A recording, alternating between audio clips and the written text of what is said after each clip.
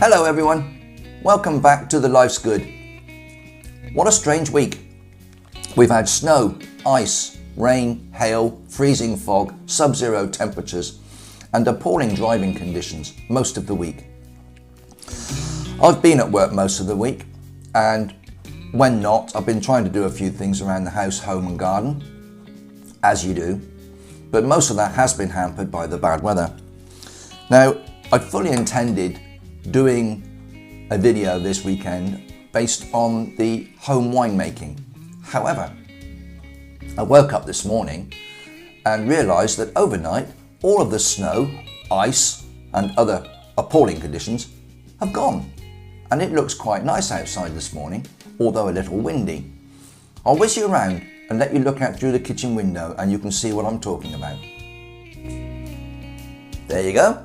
No snow and ice, a little bit breezy, but to all intents and purposes, I'm going to be able to do a few things in the garden. And sitting on the bench is a demijohn of my rhubarb wine, waiting to be decanted into bottles. But that will now be subject for another video, which I will probably put on later this week. So, I'm going outside, stick around, follow me out there, and I'll show you what I'm up to in the garden.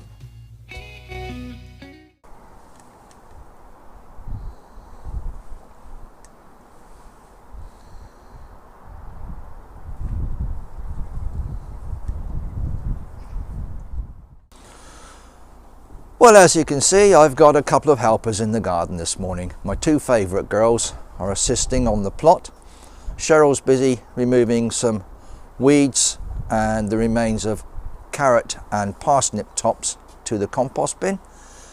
And Daisy is having a scratch around, loosening up the surface and feeding herself on bugs and grubs that she's finding in the soil there.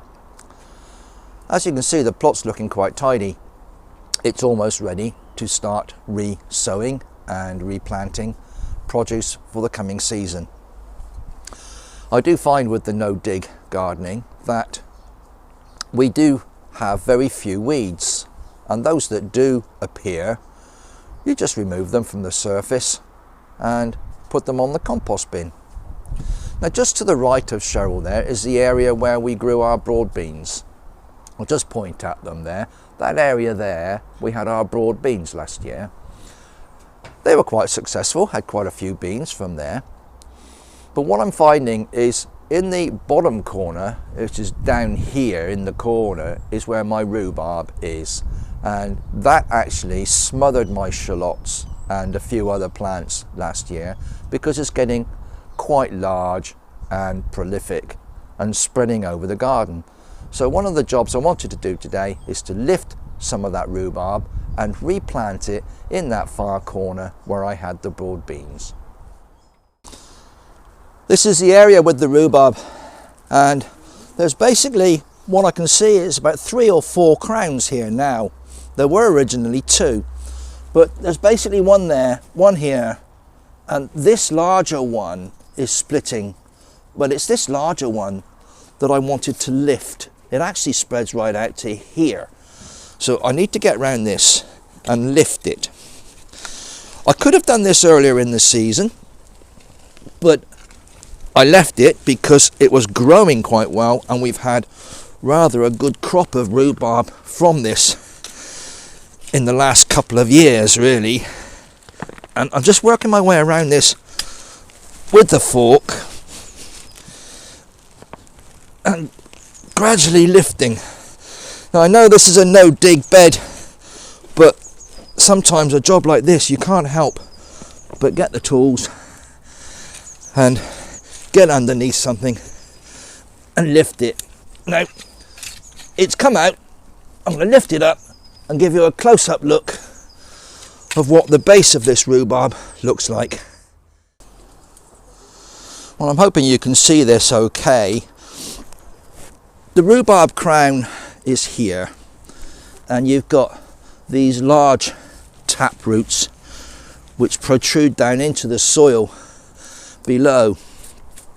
And what they tend to do is, as they get older, they produce more crowns, this bit being the crown, from where the leaves grow. Now this is a earlier variety of rhubarb. Cheryl's just reminded me it is in fact a Timperley early, and they grow earlier in the season, or they produce the stems and the leaves earlier in the season. However, last year I was surprised that this kept producing stems throughout the entire season, right into October almost. That might have been due to the good warm weather we had earlier in the season, I'm not sure. The soil's quite good condition as well, and it's in a spot where it's quite moist.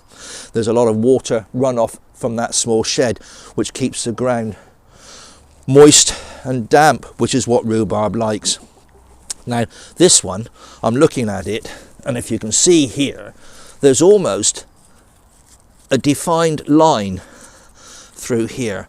And what I'm going to do is quite drastically, in fact, take my spade and, without cutting my microphone wire, put it over the top of there, get my boot behind it and give it a slice through. And you can see the crown and the roots going down, and the same this side. And I now have 2 rhubarb crowns that I can plant either back in this position or in a new location throughout my plot. And as I said, I'm going to pop these 2 in the corner where we had the broad beans last year. These are the 2 pieces of rhubarb that I'm putting in here now. You can see the root and the crown here. I'm trying not to disturb the soil around these too much. I'm leaving them as they are and just making a hole, popping them in, and they should take and produce more rhubarb this year. You do have to give them room to grow. They will spread quite wide. The stems are a foot to 2 feet long with the leaves on the end. They can cover quite a space, so you need to allow space for them to spread and grow when you put them in. So I won't be putting them too close to this fence or this one. I will, however, be putting one in about this area here, and I'll just lift this soil. As you can see, this soil is actually quite loose, too loose for the fork. In fact, I'll have to use a spade, and we've told you before, we use the no dig method of gardening. That is to say, we try not to dig with forks and spades and tools of that nature, and we certainly don't dig the whole plot every year as traditional gardening methods. Now I've made a hole, making sure the roots are down, and pop that in there. And you want to do it so that the crown is just above the surface of the soil. So I'll just push all that back in there around this, leaving the crowns just above the surface. It's quite easy if you don't mind getting your hands a bit messy, and you can put your boot behind it, press it down in, and that is it. It's as simple as that. So we've lifted it, we've diced it in half, and I've now replanted it in this corner. I'll do the same with that one. So quick and easy. Take a hole, lift this soil. There's a bit of an old terracotta pot there. That'll be useful in the bottom of a flower pot for drainage.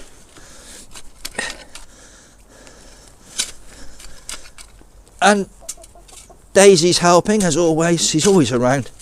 If I let her out while I'm in the garden, she's quite happy following me around the plot, and obviously she's able to pick up a few bugs and grubs.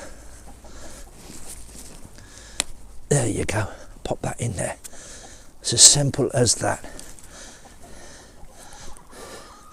This is a bit of a lumpy piece of soil, but probably because we've had that cold, wet weather for some considerable time. But you rub it and it breaks up.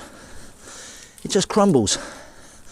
So I'm very pleased with this, because it wasn't that many years ago that this soil was really heavy clay, and with a little bit of effort and the addition of lots of compost and other materials, manure and so on, this soil has gradually gotten better and better over the years.